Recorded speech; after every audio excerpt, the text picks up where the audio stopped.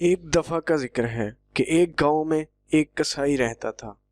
وہ اپنے گھر کے سامنے ہی گوشت بناتا اور وہیں پہ فروخت کرتا تھا۔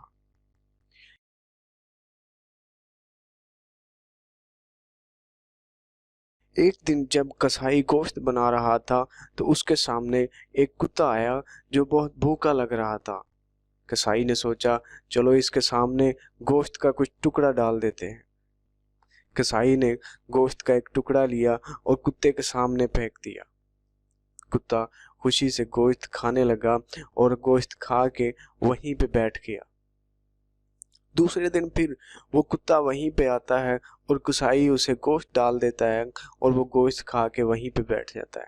اسی طرح کئی دن تک وہ کسائی کے پاس آتا رہتا ہے اور گوشت کھاتا رہتا ہے۔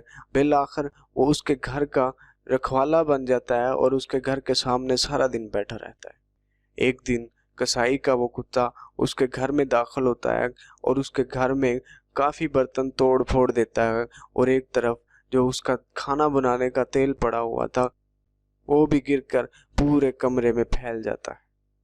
کسائی جب کمرے میں داخل ہوتا ہے تو وہ تیل کو گرا ہوا اور اس پورے برتن کو ٹوٹا ہوا دیکھ کر بہت پریشان ہوتا ہے، اور جب وہ چلنے لگتا ہے وہ گرے ہوئے تیل سے پھسل کر زمین پہ گر جاتا ہے۔ کسائی کو بہت غصہ آتا ہے، وہ کتے کو باہر نکالتا ہے اور پیٹنا شروع کر دیتا ہے۔ اتنے میں پاس سے گزرتے ہوئے حمزہ نے پوچھا،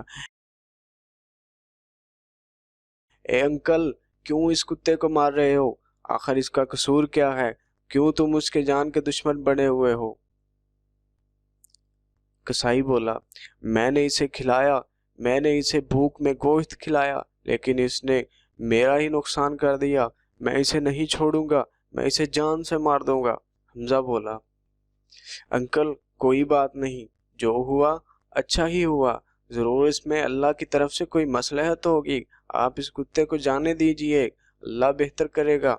کسائی نے یہ سنا اور کتے کو چھوڑ دیا، وہ کتا بھاگ گیا۔ رات کو کسائی جب اپنے کمرے میں سو رہا تھا تو چپکے سے ایک چور کسائی کے گھر میں داخل ہو جاتا ہے۔ وہ کمرے میں داخل ہوا اور کسائی کا ایک بہت ہی قیمتی صندوق اٹھا کے جانے لگا۔ جیسے ہی وہ کمرے سے نکلنے لگا تو وہ جو تیل گرا ہوا تھا وہ پورے کمرے میں پھیلا ہوا تھا، اس سے پھسل کر چور زمین پہ گر جاتا ہے۔ گرتے ہی چور کو چوٹ لگی اور اس کی چیخ نکل جاتی ہے۔ چیخ کی آواز سن کے کسائی جو پاس میں سویا ہوا تھا وہ اٹھ کھڑا ہوتا ہے اور چور کو پکڑ لیتا ہے۔ اس طرح وہ ایک بڑے نقصان سے بچ جاتا ہے۔ تو بچوں، کیا سبق ملا؟ کہ ہر حال میں اللہ کا شکر ادا کرنا چاہیے، کسی مصیبت میں بھی کوئی غلط قدم نہیں اٹھانا چاہیے، کیونکہ ہر کام میں اللہ کی طرف سے کوئی نہ کوئی مصلحت ہوتی ہے۔